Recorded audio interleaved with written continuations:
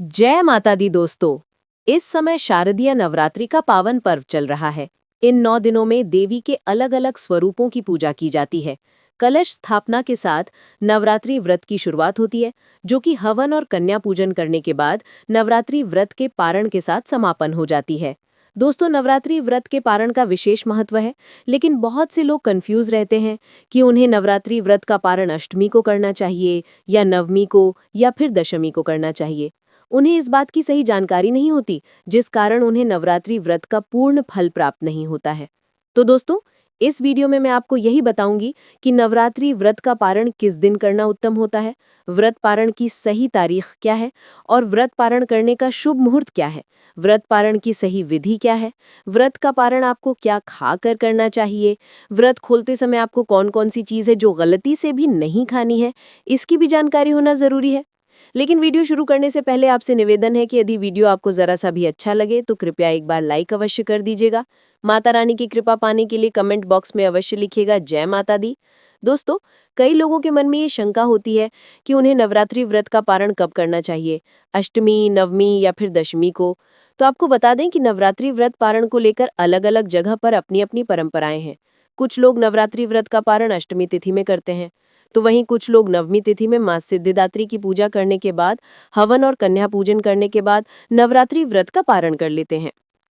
लेकिन वहीं कुछ लोग दशमी के दिन भी व्रत का पारण करते हैं।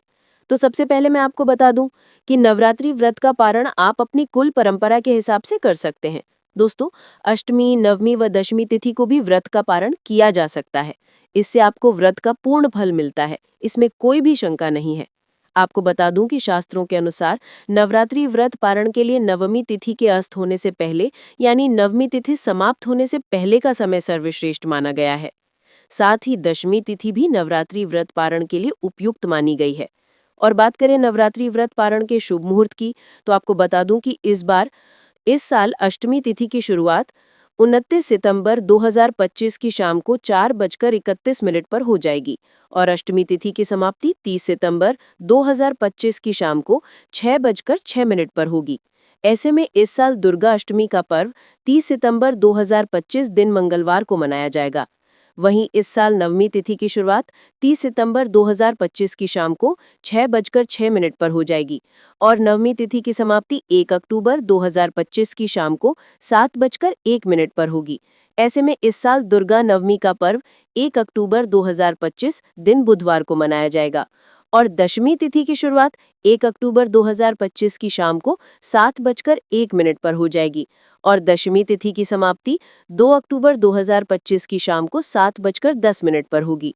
ऐसे में दशमी तिथि 2 अक्टूबर 2025 दिन गुरुवार को मनाई जाएगी। और अब बात करते हैं नवरात्रि व्रत पारण के समय की। तो जिन लोगों ने सप्तमी के दिन व्रत रखा है, तो वो लोग अष्टमी तिथि यानी 30 सितंबर को सूर्योदय के बाद हवन और कन्या पूजन करने के बाद नवरात्रि व्रत का पारण कर सकते हैं। और 30 सितंबर को सूर्योदय का समय सुबह 6:13 पर रहेगा और इस दिन राहु काल का समय दोपहर 3:09 से लेकर दोपहर 4:39 तक रहेगा। दोस्तों, राहु काल अशुभ समय होता है। इस दौरान कोई भी शुभ कार्य, पूजा, उपाय या नवरात्रि व्रत पारण भी ना करें। और जिन लोगों ने अष्टमी के दिन व्रत रखा है, तो वो लोग नवमी तिथि यानी 1 अक्टूबर को सूर्योदय के बाद हवन और कन्या पूजन करने के बाद नवरात्रि व्रत का पारण कर सकते हैं। और 1 अक्टूबर को सूर्योदय का समय सुबह 6:14 पर रहेगा और इस दिन राहु काल का समय दोपहर 12:10 से लेकर दोपहर 1:40 तक रहेगा। लेकिन जिन लोगों ने पूरे 9 दिनों का व्रत रखा है, तो वो लोग दशमी तिथि को सूर्योदय के बाद नवरात्रि व्रत का पारण कर सकते हैं। और बात करें व्रत पारण के समय की, तो आप 2 अक्टूबर को सुबह 6:15 से लेकर सुबह 7:43 के बीच में नवरात्रि व्रत का पारण कर सकते हैं और इस दिन राहु काल का समय दोपहर 1:39 से लेकर दोपहर 3:08 तक रहेगा। तो चलिए अब जानते हैं नवरात्रि पारण की विधि क्या है। तो अगर आप सप्तमी तिथि को व्रत करते हैं और अष्टमी को पारण करते हैं, तो आप अष्टमी के दिन सुबह जल्दी स्नान आदि करने के बाद माँ महागौरी की पूजा करें। इसके बाद हवन और कन्या पूजन करें।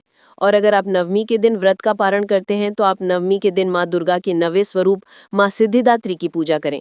इसके बाद हवन और कन्या पूजन करें। या फिर दशमी तिथि में पारण करेंगे, तो आप दशमी को सुबह स्नान कर माता दुर्गा की पूजा करें। इसके बाद माता रानी का प्रसाद खाकर अपने व्रत का पारण करें। पारण के लिए सात्विक भोजन भोजन जैसे मिठाई, ड्राई फ्रूट्स, हलवा, खीर, पूड़ी, सब्जी, साबूदाना और फलाहार जैसे हल्के और सात्विक भोजन का सेवन करें। सबसे पहले मीठे से शुरुआत करनी चाहिए। व्रत खोलने के लिए सबसे पहले मीठा जैसे मिठाई, हलवा या खीर खाएं। ध्यान रखें, सीधे नमक की चीज ना खाएं। पारण करते समय सीधे नमक खाने से बचें। और व्रत पारण से पहले जरूरतमंदों को दान दें। हो सके तो ब्राह्मणों को भोजन कराएं और दान दक्षिणा करें। एक बात बता दूं कि व्रत खोलते समय भारी मसालेदार या तामसिक भोजन ना खाएं। प्याज लहसुन से बना भोजन और मांसाहारी भोजन से बचें। दोस्तों, एक बात बता दूं कि व्रत का पारण हो जाने के बाद कुछ भी खा पी सकते हैं। हालांकि इस बात का ध्यान रखना चाहिए कि व्रत पारण के दिन बिना प्याज लहसुन के बना भोजन ही करना चाहिए। आप पारण वाले दिन सिर्फ सात्विक भोजन ही ग्रहण करें। कहा जाता है कि व्रत के पारण के बिना आपके व्रत का पूर्ण फल प्राप्त नहीं होता है। इसीलिए पारण का विशेष महत्व होता है। आप पारण के अगले दिन प्याज लहसुन से बने खाने का इस्तेमाल कर सकते हैं। दोस्तों, दशमी के दिन दुर्गा विसर्जन और कलश का विसर्जन भी करना जरूरी है। पारण के बाद कलश के जल को आम के पत्तों से पूरे घर में छिड़कना चाहिए।